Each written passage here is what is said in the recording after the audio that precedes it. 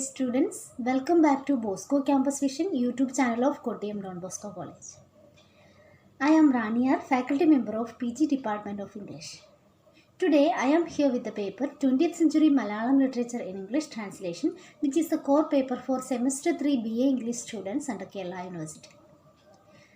This is the fourth lecture of the series. Actually, we are discussing the long narrative poem Sahyante Magan written by Vailopalli Sridharamenon. Since the paper is the translated version of 20th century Malayalam literature, we are discussing the translated version of the poem, and the translation was made by Bini B.S. under the title Son of Sahyan. This is the second part of this lecture.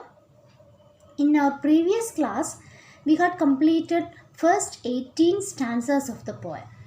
So in this class, also we are discussing the next 18 stanzas. Before continue the poem, let's have a recap. So as I mentioned in the previous class, the poem actually initially published in 1944 and later included in the collection Kannikoyithu by Vailopalli Sridharamenon.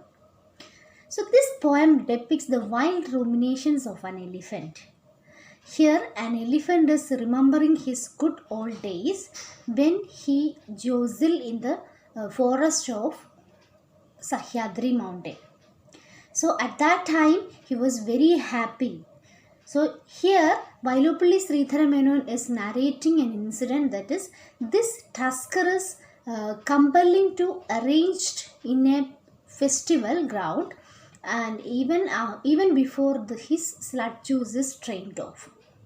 At that time he is going back to his good olden memories. So now let's continue the poem. So here I am continuing with the 19th stanza onwards.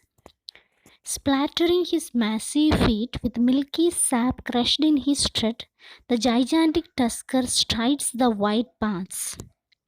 What does the sapphire carry? The nascent scent of pala blossoms or the luring fragrance of wild palms besotting juice? Is it the enticing odor of the wild civet cat? The tusker paused a while, taking in the breeze with his trunk. So here, the gigantic tusker walked on the forest by spraying plant sap under his leg. That means the tusker crushed all the little plants by his feet. As the tusker is moving, all the little plants under his feet is crushing. And there he smelt a fragrance. He's asking the question whether the fragrance is from pala blossoms, pala blossoms, or from the wild palm juice, or is it from a wild civet cat? Suddenly he paused some time in searching the breeze with his trunk. So he is smelling by using his trunk. He smelt the fragrance, and he's asking the question from where does this the smell is coming. And when we continued the poem, to his astonishment, he feels vigor oozing out of his limbs in slow trickles like water draining from rocks. Did he eat a deadly wine, or did a fatal ailment of the forest's dark interiors plague his body? The huge branches caught in his tongue and collapsed in quick succession on his lofty forehead, red soil sprinkled like pollen. So unexpectedly, he felt all his valor was draining out from his body like water from a rock. And he's asking himself whether he ate a poisonous creeper or he was affected by forest plague. The big branches which was caught by his trunk were collapsed, and he felt a soft red soil fell down from his cranium. So all these things the writer Vailopalli had discussed is the wild ruminations of an elephant. So in his young time, in his youthful days, he spent a lot of time in the forest of Sahyadri mountain. So there he jostles.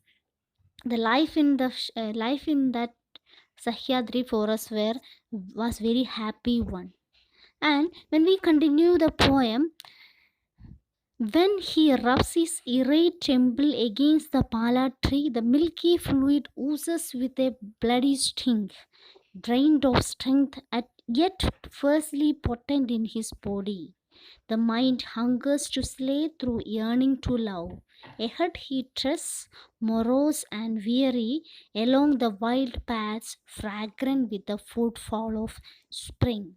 So here the writer Vailopalli Sridhara Menon is continuing, and when he rubs his itchy cheeks on a devil pala tree, when this tusker rubs his itchy cheeks on a devil pala tree, blood smelling sap oozes out from it.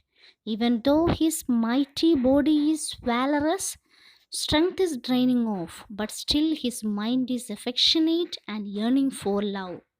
He walked through that fragrant bearing forest way in that footprint of spring. So, this is the explanation of these stanzas. So, here Vailopalli Sridhara Menon, through the voice of a tusker, he beautifully described the situation of a tusker, and he was in the wild ruminations, and when he was in the childhood days, he jostled in that forest. As we continue the next stanza, in fright the leopard hides in a wild bush the hart does not wish to pierce, and toss him with the tusk. With tails drawn inward, the cowardly apes flee. They will not be teasing under cover to start a wrangle. The bison frolic in the wild lakes, splashing around with their horns. Boars rub and burrow into tree trunks with their tusks. So the Tusker saw a leopard which was hide among the bush, but Tusker was not ready to. He was not. He didn't felt any urge to attack him with his tusk. And monkeys who swing with their tails from one tree to another tree were also not ready to pick up a fight with the Tusker. So in that forest, buffaloes beat their horns on the forest ponds, and wild boars rub their tusks against the tree trunk. So this elephant, this tusker, was very happy while he was living in that forest when his youthful days, and he had his fellow animals like buffaloes, monkeys, and also leopards. So in that when the that days were really happy for this tusker. And as we continue the poem, the ears hear but refuse to absorb the honeyed tunes of huntsmen dripping from their treetop hunts. The daylight want to nourish with milk the sprawling shadows of trees, tender darkness closed in again.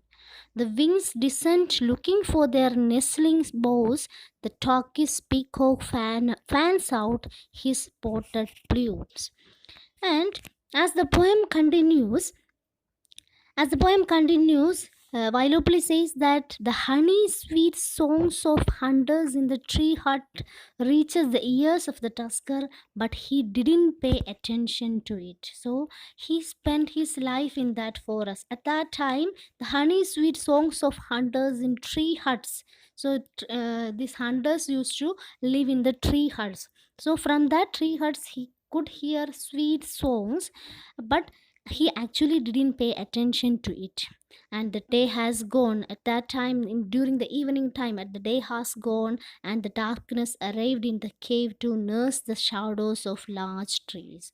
In that evening time, a blue peacock came down from the sky towards his nest by spreading his speckled plumage. So through this stanza, Vailopalli Sridharaman beautifully described the atmosphere of a forest.